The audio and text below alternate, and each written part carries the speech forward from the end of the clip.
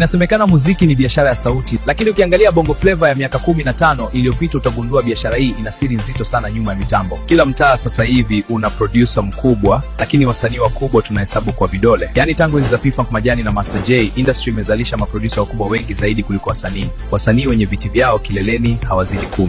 Na ukiangalia producer kama S2 Kizi, Liza, Aba Kimambo, mpaka hawa chipukizi wa juzi kama Tron, kila mmoja ana ufalme. Lakini wasanii ni wale wale, Diamond, Alikiba na Harmonize. Yaani unajikuta unataja majina yale yale ya miaka 10 iliyopita. Kwani shida ni nini? Au ni uchumi wa muziki?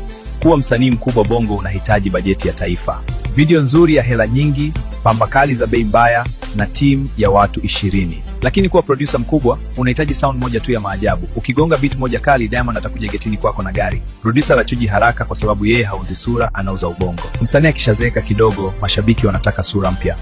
Lakini producer anaweza kuwa na miaka 50 na bado akatengeneza wimbo wa kijana wa miaka 18.